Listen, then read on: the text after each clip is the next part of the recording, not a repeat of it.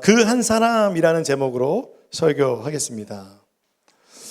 오늘 우리가 읽은 여호수아의 말씀, 즉 우리가 지금 몇 주간 보고 있는 여호수아와 같은 성경을 역사서라고 합니다. 역사서. 그러니까 이스라엘의 역사가 담겨져 있죠. 우리는 그래서 이 성경을 역사서라고 부르는데, 히브리 성경은 이 역사서를 어떻게 분류를 하냐면 예언서라고 분류합니다. 그러니까 예언서예요. 왜 그럴까요? 예언서는, 역사는 과거잖아요. 근데 예언서 하면 여러분 예언 생각하면 미래가 생각나잖아요. 그런데 예언이라는 것이, 성경에서 말하는 것이 미래를 말하다라는 것은 그것보다 현재 시제로 되어 있는 것이 훨씬 더 많다고 합니다. 90% 이상. 예언은 그렇다면 미래를 예측하면서 미래의 어떤 내 삶의 미래 또는 우리 나라의 미래를 미리 예측한다기보다는 이 예언서는 다른 의미가 있다는 것이죠. 이 예언이라는 것은 이런 뜻이 있습니다. 맡겨진 말씀. 맡겨진 말씀. 하나님께서 맡긴 말씀이라는 뜻이에요. 예언서라는 것은 그러므로 하나님께서 맡겨진 말씀인데, 그러므로 여러분 역사서가 맡겨진 말씀이라고 했을 때는 과거에 일어난 그 역사에 대한 객관적인 사실을 서술하기보다는 이 과거의 역사를 통해서 하나님이 어떻게 함께 하셨는가, 그 역사 속에 계셨던 하나님은 어떤 분이신가를 알려주는 것이죠.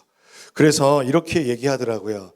역사서는 현재가 담겨진 과거의 이야기라고요. 예언서는 그러니까 과거의 것을 이야기하면서, 역사서는 과거의 사건들을 이야기하면서 하나님이 어떤 분이신지 알려주고, 그리고 현재를 해석하는 것입니다. 그래서요, 여러분, 제가 요즘에 월요일마다 TBS라는 성경 공부를 하거든요. 더 바이블 미니스트리에서 하는 성경 공부 월요반을 하고 있는데, 구약을 하면서 이 역사서를 보는 게 참 하나님의 은혜입니다. 근데 우리는 과거와 현재와 미래라고는 하고 하는 시간선 속에 갇혀서 살죠. 여러분 혹시 이 과거와 현재와 미래의 시간선 밖에 계신 분 계십니까? 아무도 없습니다. 그런데 하나님은 이 시간선 밖에 존재하신 하나님이시죠. 그래서 그 하나님께서 과거와 현재와 미래 가운데 어떻게 보고 계시고 어떻게 함께 하고 계시는가라는 것을 우리가 과거를 우리가 해석하면서 현재를 보게 될 때, 그리고 미래를 소망하고 미래를 어떻게 살아야 될지 오늘을 결정할 수 있는 것이죠. 특별히 역사서 중에 여호수아서는 가나안 입성, 그리고 가나안 정복, 그리고 땅의 분배까지의 모든 과정이 쓰여져 있습니다. 여호수아서가 누구를 위해서 쓰여졌느냐 하면 바로 이 모든 것을 마치고 난 이스라엘 백성들에게 여호수아가 쓴 것이, 성령의 영감을 받아 쓴 것이 바로 여호수아서입니다.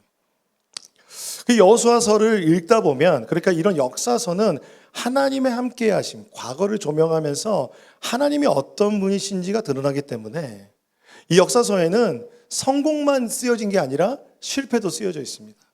여리고성을 성공했다가 아이성 실패했죠. 그리고 다시 하나님 앞에 돌이켜 아이성을 성공했다가 다시 기브온 민족들에게 속아서 언약을 맺는 그 사건, 또 실패죠. 지난주 말씀드린 것처럼 사도행전도 교회의 성장 가운데 교회가 성공한 이야기만 나오지 않고 교회의 실패, 그리고 교회에 있었던 고난과 어려움도 같이 이야기하고 있습니다.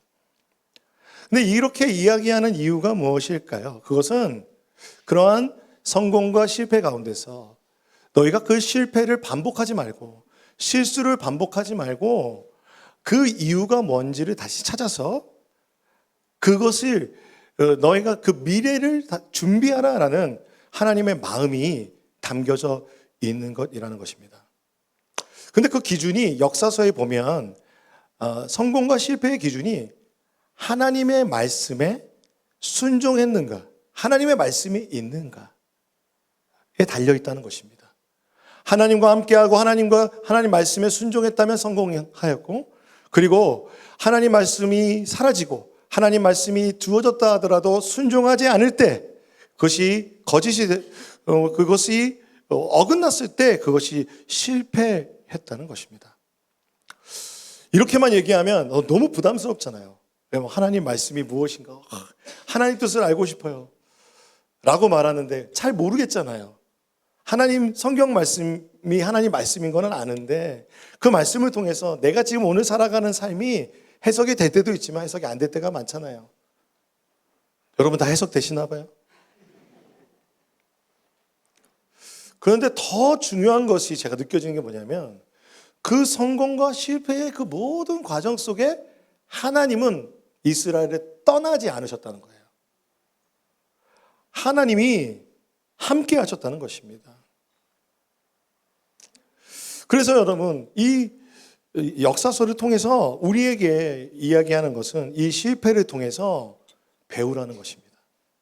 반복되는 실패와 실수 안에서 그것을 반복할 것인가? 아니면 하나님께 나와 새로운 선택을 할 것인가?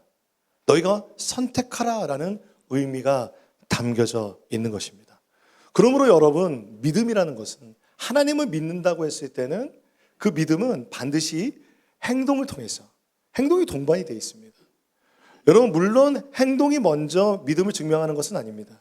하지만 믿음은 반드시 행함을 통해서 온전해진다고 야고보서가 말하고 있습니다. 2장 14절에 내 형제들아 만일 사람이 믿음이 있노라 하고 행함이 없으면 무슨 유익이 있으리요 그 믿음이 능히 자기를 구원하겠느냐. 22절에 내가 보거니와 믿음이 그의 행함과 함께 일하고 행함과 함께 일한다는 것입니다. 행함은 믿음이 온전하게 되느니라. 믿음은 그러므로 행함이 동반되고 행함과 함께 믿음을 정의해야 된다는 것입니다. 행함이 없는 믿음. 그래서 야고보서는 심지어 죽은 믿음이라고까지 하는 것입니다. 그러므로 여러분 이 성경 역사서를 우리가 대할 때 그냥 과거의 이스라엘의 역사로 대하는 것이 아니라 오늘 이 신약의 시대를 살아가는 우리의 모습, 나의 삶 속에 나의 과거와 나의 현재, 나의 미래 안에 하나님 어떻게 나와 함께 하시는가.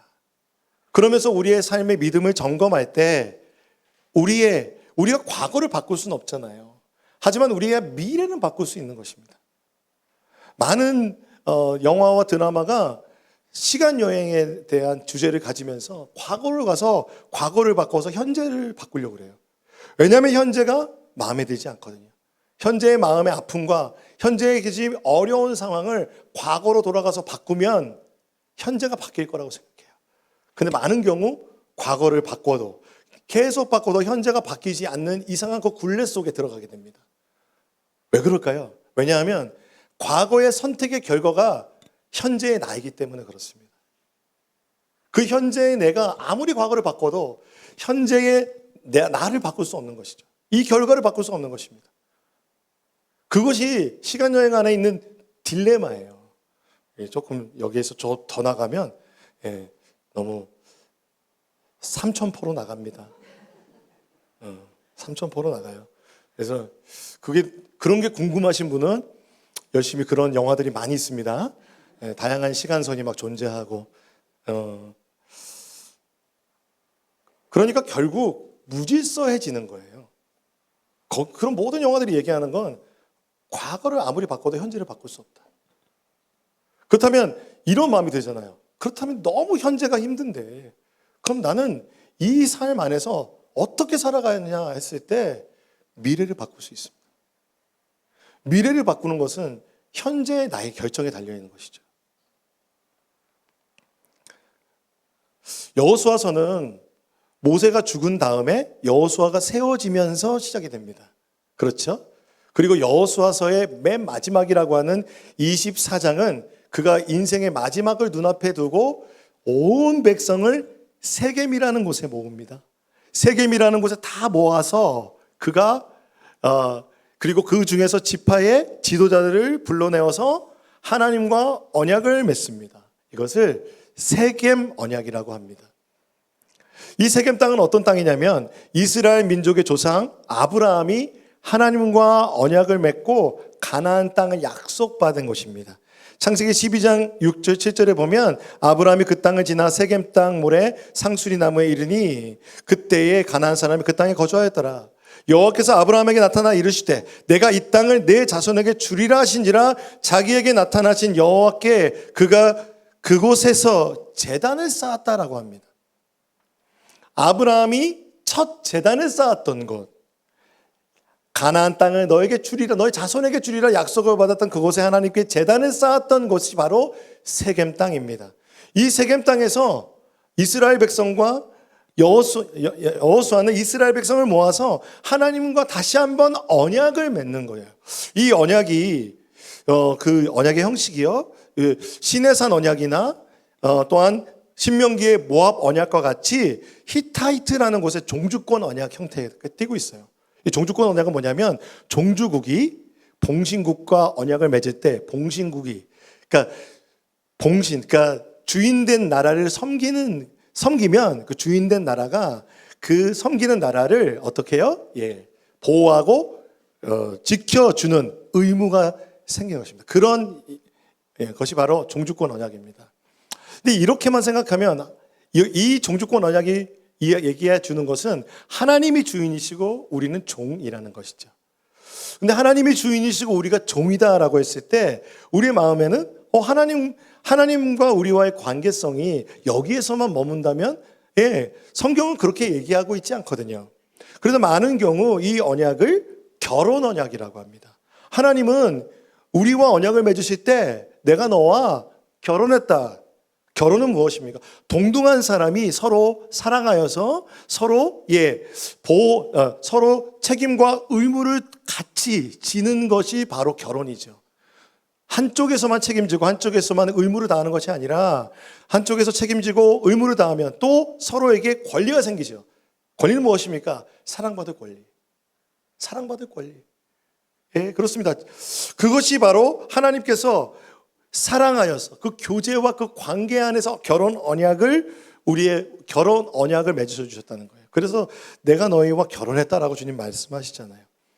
그런데 이 언약은 우리가 뭐라고 하나님과 언약을 맺을 수 있습니까? 그렇죠. 우리가 이스라엘이 언약을 맺을 수 있는 상태가 아니었습니다. 노예일 때였죠. 그렇기 때문에 하나님이 주권적으로 강권적으로 나타나시고 택하셔서 그에게 언약을 맺어주시기 때문에 은혜 언약이라고 합니다. 언약의 세 가지를 기억해야 되는 것 같아요. 종주권 언약이며 결혼 언약이며 은혜 언약이라는 것입니다. 근데 여러분 이 말을 또 제가 반복하면서 목사님 또 언약을 또 얘기하는구나 그랬을 때 시내산에서 한번 맺으면 됐지 왜 또 어디에서? 모압에서 맺고 그리고 오늘 여호수아가 그의 말년에 왜 세겜에서 또 한 번 맺냐는 거예요. 성경에서 말하고 있는 건 뭘까요? 바로 하나님과 맺은 언약은 한 번 맺은 언약을 그냥 그때에 끝나는 것이 아니라 그 언약은 기억하고 갱신하고 새롭게 하는 것이 필요하다는 것입니다. 조금 먼저 나왔습니다. 조금 이따 같이 읽어볼게요.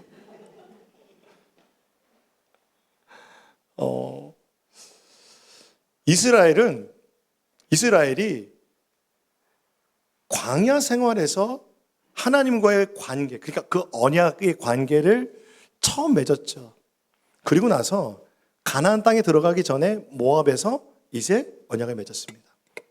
그리고 이제 여호수아의 말년에 다시 한번 모든 가나안 땅 정복과 가나안 땅 분배를 다 마치고 나서 그들은 하나님과 언약을 다시 한번 언약 맺으면서 언약을 갱신할 필요가 있는 것이죠.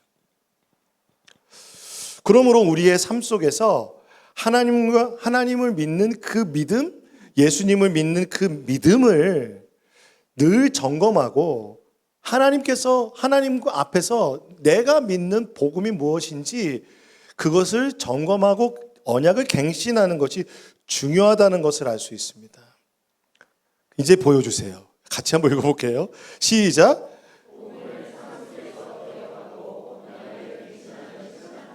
우리 신앙생활에서 복음이라는 것, 내가 믿는 예수를 믿은 그 믿음이 무엇인지 다시 한번 기억하고 언약을 갱신하는 신앙생활이 우리의 삶 속에서 중요합니다. 이 언약의 갱신은 그러므로 여러분이 지금 아주 중요한 일을 눈앞에 두고 있다면, 여러분의 삶 속에서 내 인생에 정말 중요한 결정을 하고 있다면 하나님과 언약을 점검해 보세요. 뿐만 아니라 혹 그렇지 않을지라도 날마다의 삶 속에, 그리고 매 주일마다 우리가 드리는 이 예배는 하나님과의 언약의 갱신의 시간입니다. 내가 주님과 저 멀리 떨어져 있는 것 같은데 다시 한번 주님과 함께 그 언약을 갱신함으로써 하나님과 그 복음 안에서 계속 거하는 것이 바로 신앙생활이라는 것입니다. 오늘 본문 14절을 같이 한번 읽어보도록 하겠습니다. 시작. 그러므로 이제는 여호와를 경외하며 온전함과 진실함으로 그를 섬기라. 너희의 조상들이 강 저쪽과 애굽에서 섬기던 신들을 치워버리고 여호와만 섬기라. 그래서 오늘 우리가 읽은 본문은 14절에 그러므로라고 시작합니다. 우리가 다 읽지 않았지만 2절부터 13절까지는 과거를 기억합니다. 과거를 기억하는데 언제부터 기억하는 줄 아세요? 아브라함에서부터 하는 게 아니라 아브라함의 아버지 누구죠? 데라부터. 그러니까 언제부터예요? 저기 메소포타미아에서 우상을 만들고 있는 그때부터 하나님 보셨다는 거죠. 그래서 아브라함을 택하셨고, 그리고 그들의 삶 속에 그 아브라함과 이삭과 야곱, 그리고 그들이 애굽에서의 그 삶, 그리고 출애굽부터 시작해서 가나안 입성, 가나안 정복, 그리고 가나안의 땅 분배까지 그 모든 시간 가운데 하나님이 함께 하셨다는 것입니다. 하나님께서 돌봐주시고 하나님께서 구체적으로 이 가나안 땅 점령 가운데도 주님이 함께 하시고 하나님이 이 모든 것 가운데 하나님께서 그 역사 가운데 함께 하셨다는 것입니다. 그 역사를 돌아보고 있습니다. 그러므로 여러분, 우리가 언약을 갱신한다고 하는 것, 여러분의 우리의 삶 속에 하나님 앞에 믿음을 점검한다고 하는 것은 우리의 현재에서 과거를 돌아볼 때 어떤 관점이 필요하냐면 하나님 어디에 계셨는가? 하나님께서 나와 동행하셨는가? 하나님이 나와 함께 하셨던 그 순간을 기억해내는 것이 중요하다는 것입니다. 여러분, 돌아보면 우리의 삶의 여정을 돌아보면 진짜 죽을 만큼 힘든데 하나님이 함께 하셨을 때가 있죠. 그런데 진짜 내 삶 가운데 너무 승승장구하고 성공하는데 그 순간 내가 하나님을 놓친 경우도 있죠. 우리의 삶 속에 지금 내 마음 안에 있는 상처와 실패와 그 힘들고 어려운 것만을 묵상하며 그것을 바라보는 것이 아니라 우리가 과거를 돌아볼 때는 하나님이 나와 함께 해주시고 하나님이 주권적으로 나를 붙드시며 하나님이 나를 구원해 주신 그 전적인 은혜를 기억해야 한다는 것이죠. 너무 어렵게 말씀드렸나요? 우리가 구원받을 때 우리가 한 것이 무엇이 있나요? 하나님의 그 구원 가운데 들어갈 때 우리는 전적인 은혜로 주님을 믿는 믿음으로 값없이 의롭다함을 얻었습니다. 우리는 그것을 기억해야 할 것입니다. 그런 하나님 이스라엘의 역사를 돌아보며 기억할 때 첫 번째 접속사가 뭐예요? 그러므로 하나님을 섬기라는 것입니다. 그러므로 그 전적인 은혜를 기억하며 하나님의 주권적인 역사를 기억하며 그러므로 하나님을 섬기라는 것입니다. 구원받기 위해서 섬기는 게 아니라 내가 무언가 되기 위해 섬기는 것이 아니라 하나님의 전적인 은혜로 인해서 그러므로 섬긴다는 것입니다. 섬긴다는 것은요, 아바드라는 것인데요, 섬기다, 봉사하다, 노동하다라는 뜻이 있습니다. 그리고 우리가 교회에서 봉사하고 섬기고 또한 우리의 삶 속에서 직업을 가지고 살아가는 그 이유가 먹고 살기 위함만은 아니라는 것이죠. 내가 돈을 많이 벌어서 성공하기 위함만은 아니라는 것이죠. 그리고 내가 교회에서 봉사하는 것이 누군가에게 인정받기 위해서, 나의 어떠한 꿈을 실현하기 위해서가 아니라, 그러므로 하나님의 은혜로 인해서 섬기고 봉사하고 하나님 앞에 나의 삶을 살아간다는 것입니다. 그런데 여러분, 이 아바드라는 단어에 또 하나의 뜻이 있습니다. 뭐냐면 예배하다라는 뜻입니다. 예배하다라는 단어가 아바드라고 구약에 쓰여져 있습니다.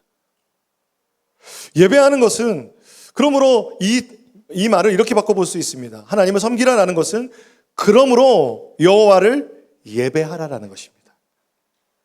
그러므로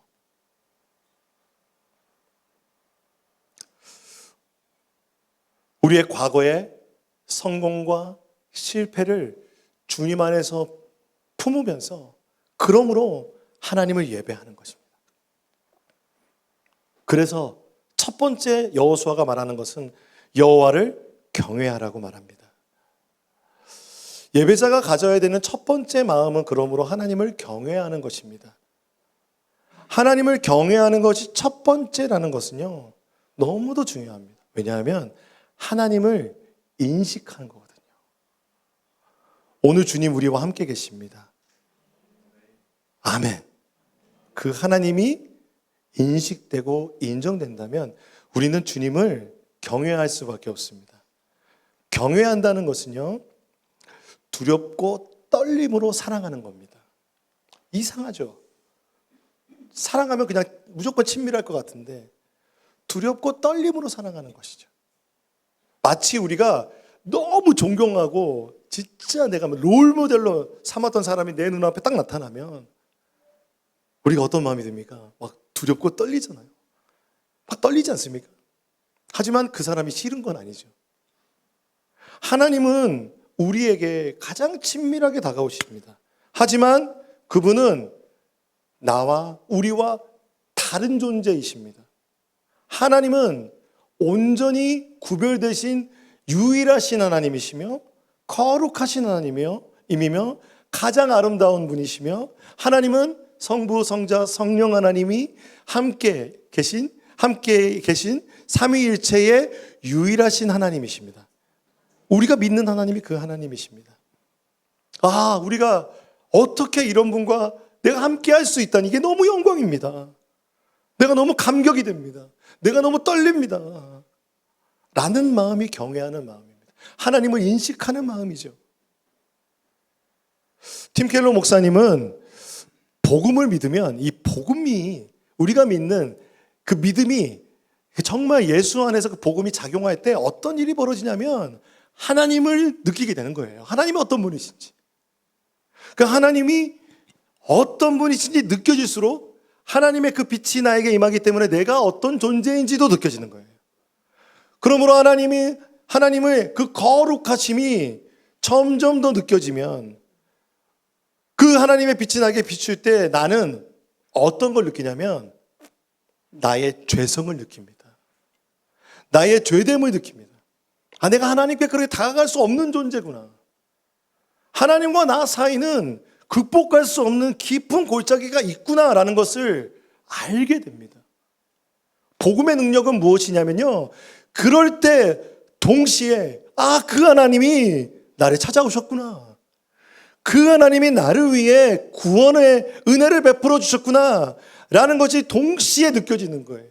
그 하나님의 큰 사랑이 얼마나 큰지, 얼마나 긴지, 얼마나 높은지, 얼마나 깊은지를 깨닫게 되는 것이죠. 그 하나님의 사랑, 하나님을 경외함으로부터 시작되는 것입니다. 때로 하나님께서 그래서 우리에게 그 값없이 받은 그 은혜로 받은 그 사랑 때문에 이 복음은 하나님을 더욱더 깨닫게 하는 것입니다. 그러므로 여러분, 다시 한번 돌아보면 오늘 우리가 있는 것은 하나님의 은혜입니다. 정말 그렇습니다. 그러므로 하나님을 인식한다는 것, 그 하나님 앞에서 우리의 마음의 믿음을 새롭게 하는, 오늘의 현재를 새롭게 하는 그 길은 이 은혜를 기억하는 데서 시작되는 줄로 믿습니다. 그래서 히브리서 12장에 보면요, 그러므로 우리가 흔들리지 않는 나라를 받았은즉, 흔들리지 않는 하나님 나라를 이미 받았습니다. 여러분 믿으십니까? 은혜를 받자. 은혜를 받으세요, 여러분. 이것이 우리의 것입니다. 이로 말미암아 경건함과 두려움으로 하나님을 기쁘시게 섬길지니 우리 하나님은 소멸하는 불이십니다. 그 은혜로 말미암아 경건함과 두려움으로 하나님을 섬기라는 것입니다. 그때 우리는 두려움으로 나갈 때 하나님은 기쁘게 임재하여 주시는 것입니다. 하나님은 우리의 경외하는 마음을 기뻐하십니다. 하나님께서 그래서 그 기쁨의 마음으로 우리의 예배 가운데 늘 신실하게 임재해 주시는 줄로 믿습니다. 그렇다면 이 경외하는 마음은 예배자에게 어떻게 표현될까요? 그것은 온전함과 진실함입니다. 하나님을 섬길 때, 예배할 때 온전함과 진실함으로 섬기라는 것입니다. 그럼 다시 한번 정리해 보면 예배의 이유가 무엇이냐면 하나님이십니다. 하나님의 은혜죠. 거기서 시작된 예배는 이제 하나님께서 우리가 이제 어느 방향으로 가냐면 온전함으로 가는 것이죠. 우리에게 요구하시는 것은 온전함과 신실함으로 우리가 섬기는 것입니다. 온전함은 뭐냐면요, 히브리어로 타밈이라는 것입니다. 흠없는, 전체의 완벽한이라는 뜻이 있습니다. 여러분, 그렇다면 하나님이 우리에게 요구하시는 예배가 너무 완벽한 것 아닙니까? 그런 예배를 우리가 어떻게 드릴 수 있겠습니까? 모든 것이 완벽한 예배, 모든 것이 다 갖춰진 예배, 우리가 그것이 하나님 우리에게 원하시는 것일까요? 아니요. 이 온전함이라는 것은요, 흠이 없다라는 이 말은, 완벽하다라는 것은 재물을 뜻합니다. 재물. 흠없는 재물. 하나님께 드리는 재물은 흠없는 재물로 나아가는 것입니다. 여러분, 섬기다, 예배하다라는 단어가 봉사하다, 일하다라고 되어 있잖아요. 그러니까 예배라는 것은 그러니까 뭔가 행동, 그러니까 행함과 연결되어 있는데, 그 첫 번째는 온전함이라는 것은 흠없는 재물을 준비하는 것입니다. 하나님 앞에 제사를 드리기 위해서는 흠없는 재물을 준비해야 되잖아요. 그러므로 제가 이렇게 볼 때 양들 중에서 하나님께 드릴, 내가 나의 죄를 속죄할 그 양은 내가 눈에 볼 때 가장 흠없고 가장 아름다운 양을 택할 거 아니에요. 그리고 그 양을 드리기 위해서 흠없는 양을 돌보고 빚이라고 넘어지지 않도록 어떤 때 막 안고 다니겠죠. 그러면서 이 흠없는 양을 돌보는 그 일은 날마다 이루어지겠죠.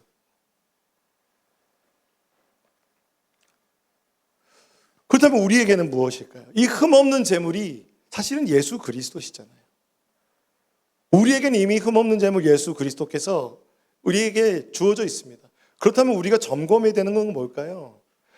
여러분, 오늘의 예배가 오늘 끝나는 것이 아니라 오늘 끝난 주일의 예배는 월, 화, 수, 목, 금 우리의 날마다의 삶 속에서 우리의 흠없는 어린 양 되신 예수님과 함께하는 거죠.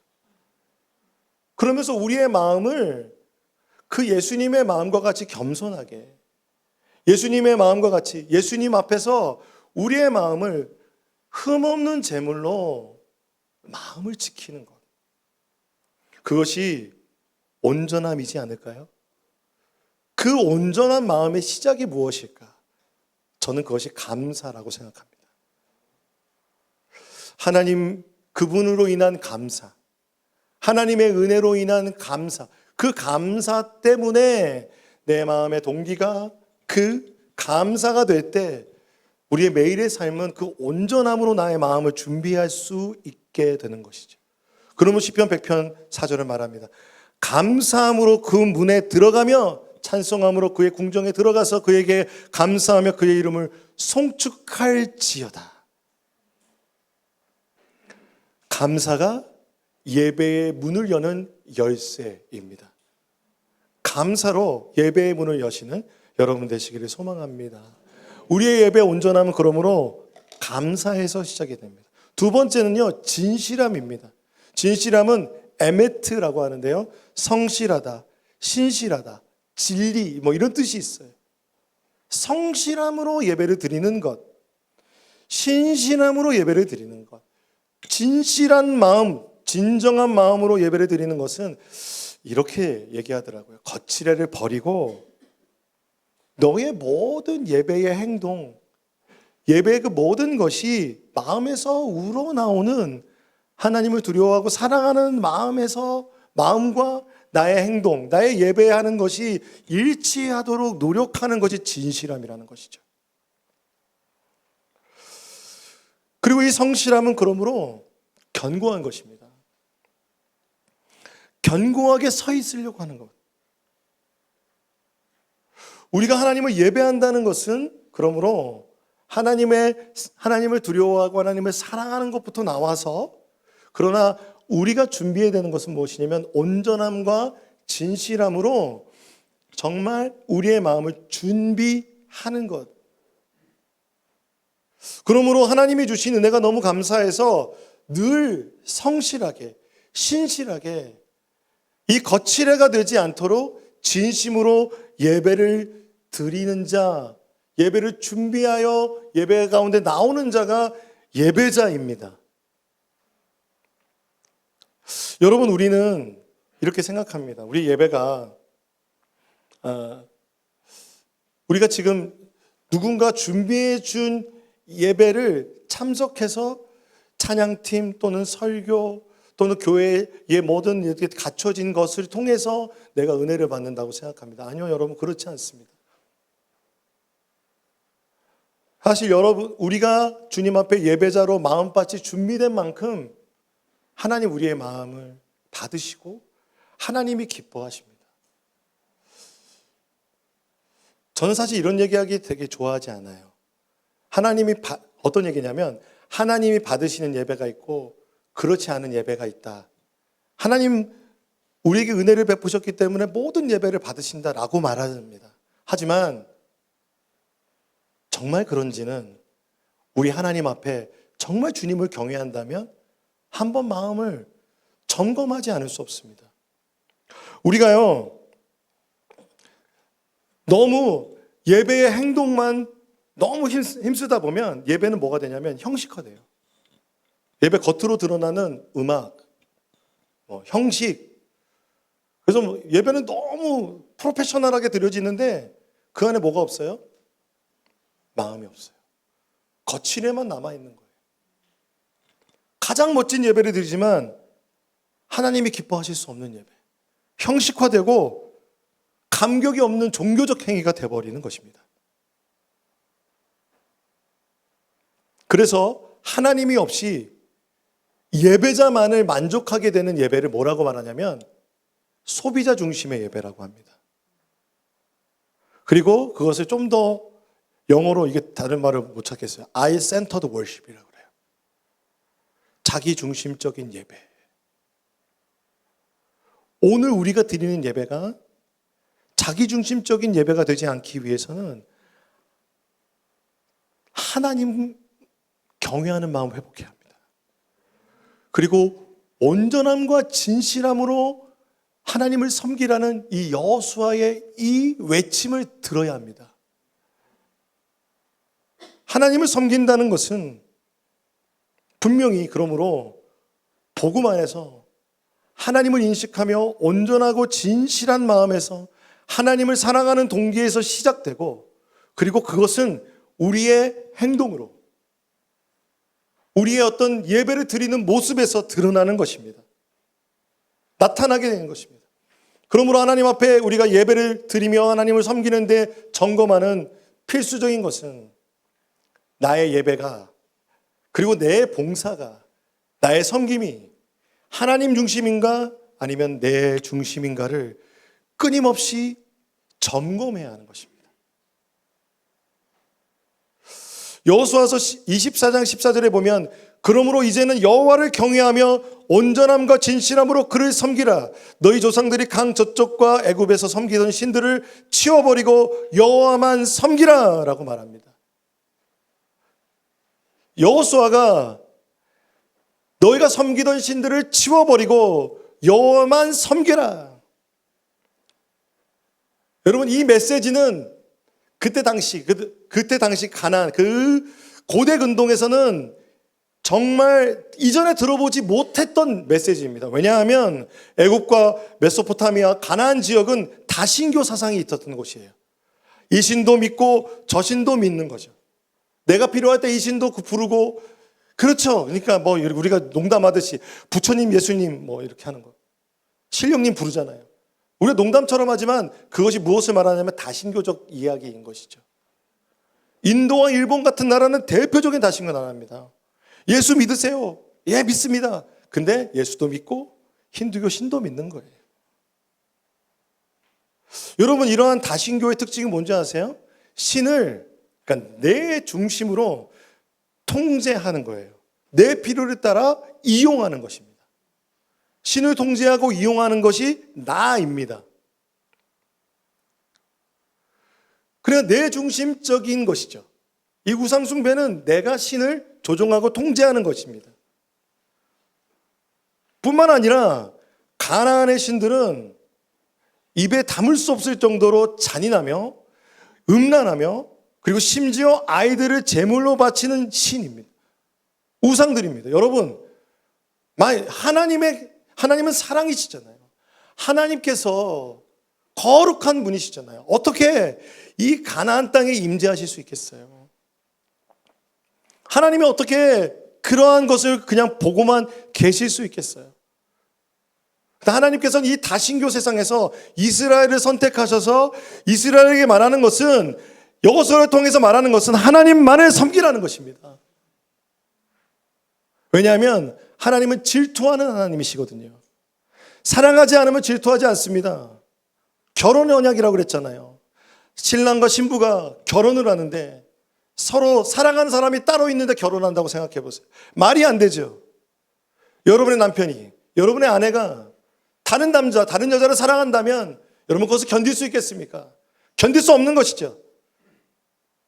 사랑의 관계 안에서 이 질투하신 하나님은 우리를 사랑하셔서 결혼 언약을 맺으시고 자격 없는 우리에게 은혜 언약을 베풀어 주셔서 하나님의 신부가 되게 하셨습니다. 하나님의 자녀가 되게 해주셨습니다. 그런데 하나님을 떠나는 이스라엘을 향해서 호세아서에 보면 이스라엘이 늘 바람나고 도망가는 행실이 부정한 여인으로 표현되어 있어요.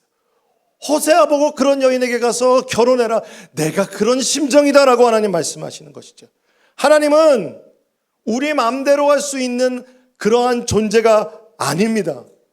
하나님은 거룩하신 하나님, 하나님은 우리와 전혀 다른, 그리고 우리가 상상할 수 없을 정도로 아름다우시며 거룩하시며 살아계신 하나님이십니다. 하나님은 우리의 주인인 줄로 믿습니다. 그래서 여러분 주님 부르시잖아요. 기도할 때 주여 할 때 그것이 무슨 뜻이냐면 주인님이라는 거예요. 주여 부를 때 주인님 한번 불러보지 않으시겠어요? 우리는 그때 종이 되기로 결단하는 겁니다. 현대는 내가 주인이 된 시대입니다. 내 인생의 주인이 내가 되어 살아가는 이 시대에 주님이 나의 주인이 되어 주시옵소서. 현대는 눈에 보이지 않지만 그 어느 때보다도 다신교 사상이 팽배한 곳입니다.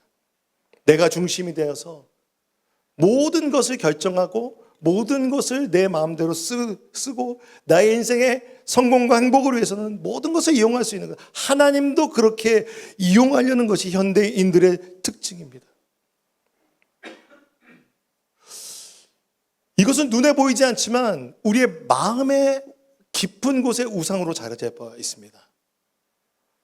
마틴 루터는 그래서 뭐라고 말하냐면요, 이렇게 얘기해요. 모든 죄는 어떤 면에서 1계명, 즉 나 외에 다른 신을 내게 두지 말라는 계명을 범하는 것이다 라고 말합니다.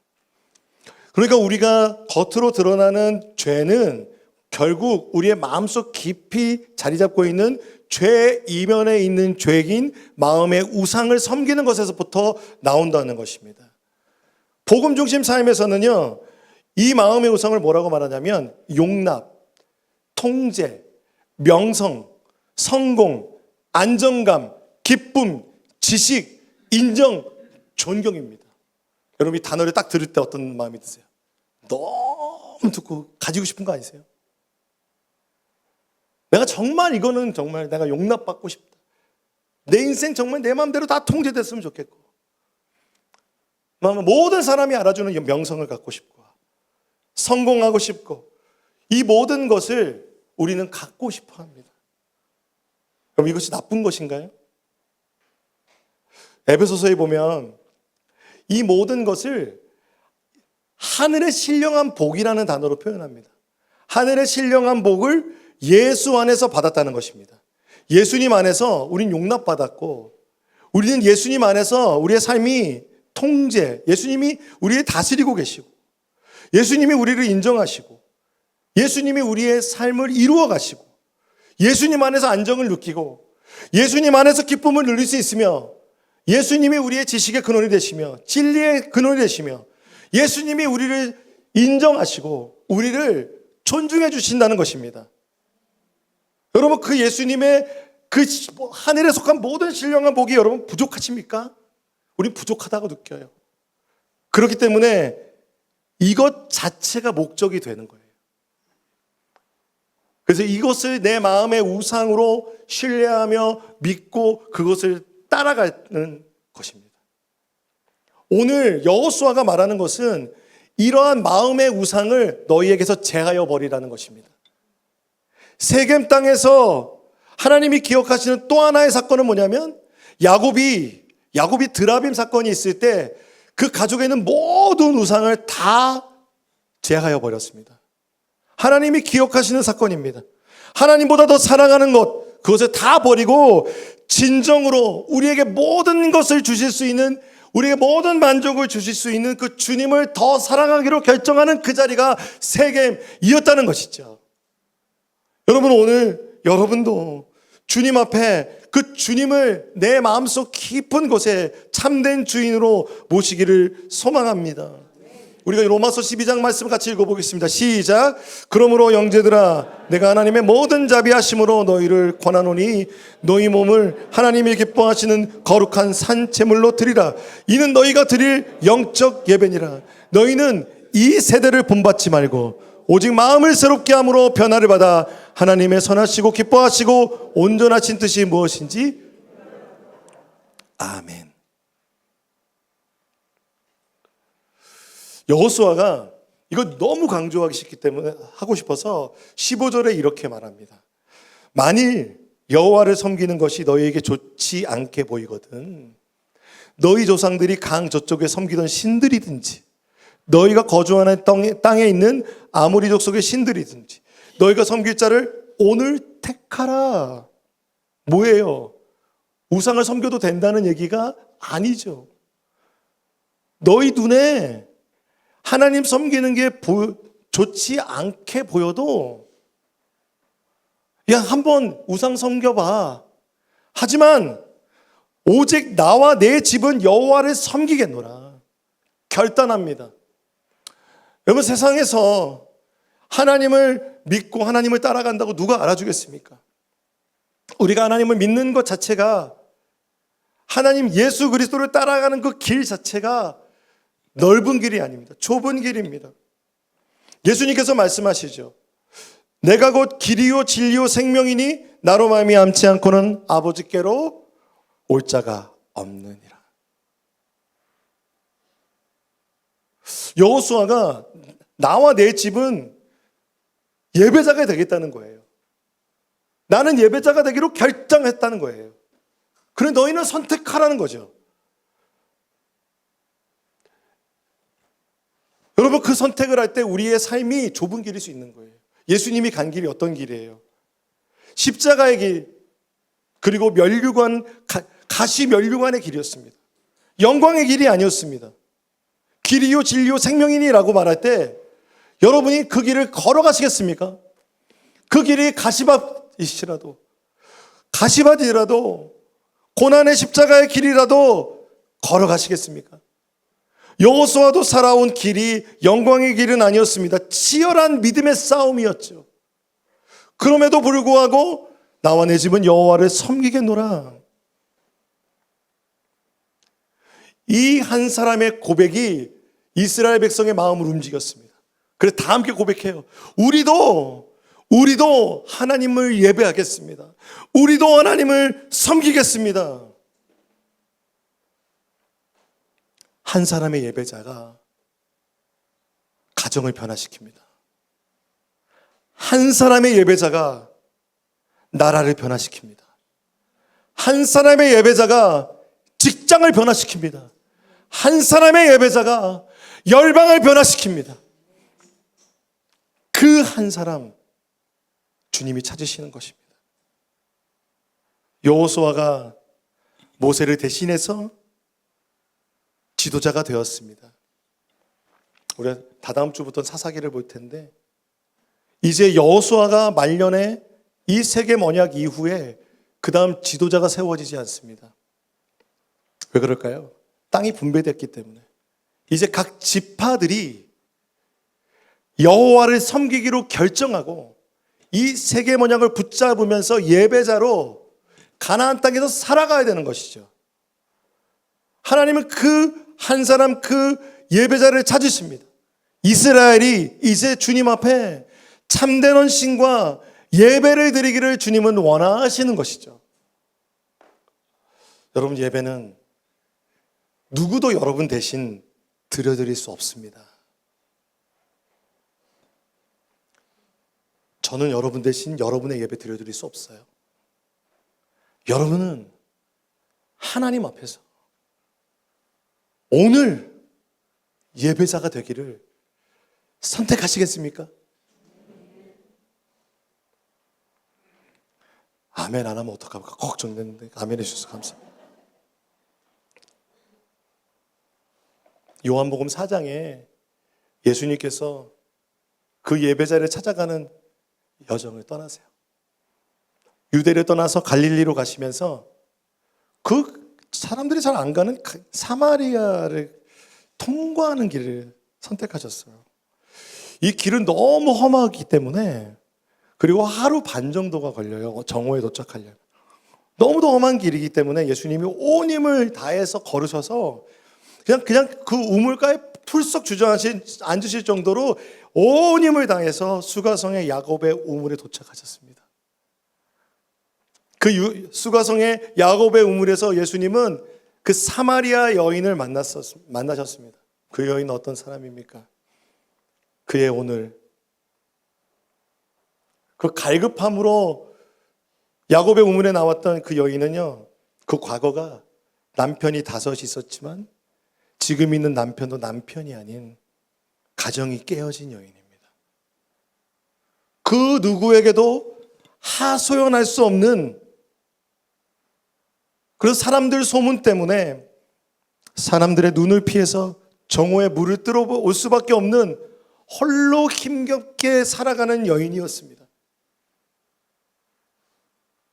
그녀의 과거는 결코 자랑스럽지 않았습니다. 그런데 예수님께서 이 여인을 찾아가셨습니다. 찾아가셔서 놀랍게도 예수님이 생명수가 되어주셨고 예배를 말씀하셨습니다. 예배를 말하자 이 여인이요, 모든 물동이를 버려두고 예수가 메시아임을 증언하는 증인이 되었습니다. 예배가 무너진 사마리아, 거짓된 예배가 드려지는 사마리아 땅에 그 과거 가운데 누구에게도 드러낼 수 없는 아픔이 있는 그 여인을 찾아가셔서 예수님은 그 여인을 예배자가 되게 하셨습니다. 예수님은 예배가 무너진 그곳에서 한 사람의 예배자를 찾으시는 분이 예수님이십니다.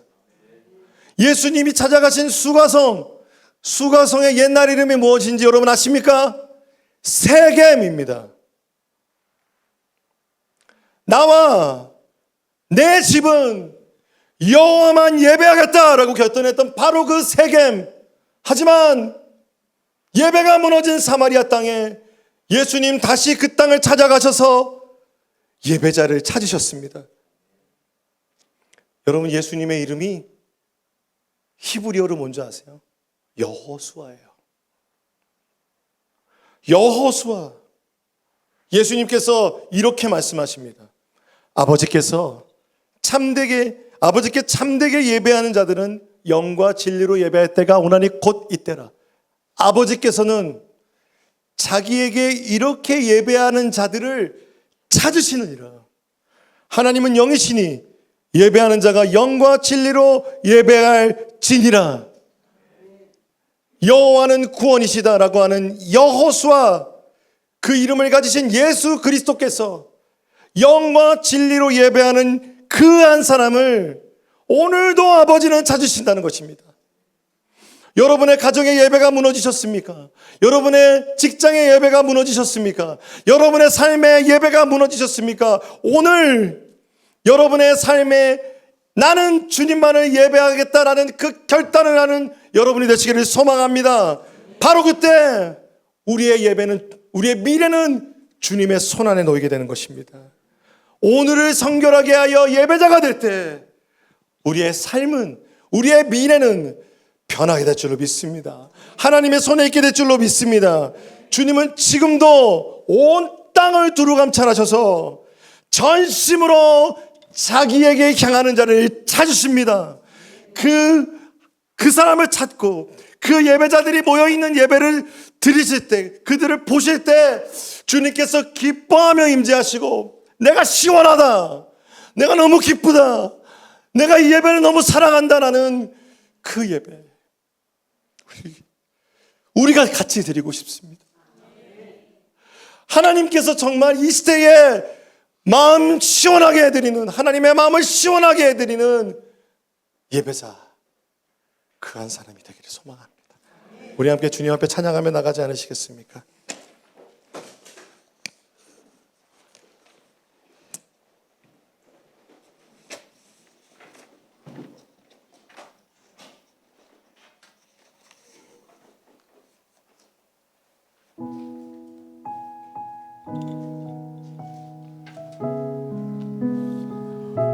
오늘 여러분이 이곳에 오기 전에 어떤 마음으로 왔든, 어떤 과거를 갖고 있든, 오늘 지금 주님이 여러분을 예배자로 찾으십니다. 수가성 여인을, 사마리아 여인을 예배자로 부르신 것처럼 오늘 여러분을 예배자로 부르십니다. 우리가 함께 찬양하며 나갑니다. 주를 위한 이곳에, 주를 위한 이곳에 예배하는 자들 중에 그가 찾는 이 없어 주님께서 슬퍼하시네. 주님이 찾으시는, 주님이 찾으시는 그 한 사람, 그 예배자, 내가 그 사람 되길 간절히 주께 예배하네. 주대로 이곳에 서 있네. 주 임재에 엎드려 절하네. 그 어느 것도 난 필요 없네. 주님만 경배해. 주 그녀로 이곳에 서 있네. 주 임재에 엎드려 절하네. 그 어느 것도 난 필요 없네. 우리 주님께 예배자로 결단하시는 분들은 자리에서 일어나셔서 주를 위한 이곳에 찬양합니다. 주를 위한 이곳에 예배하는 자들 중에 주가 찾는 이 없어 주님께서 슬퍼하시네. 주님이 찾으신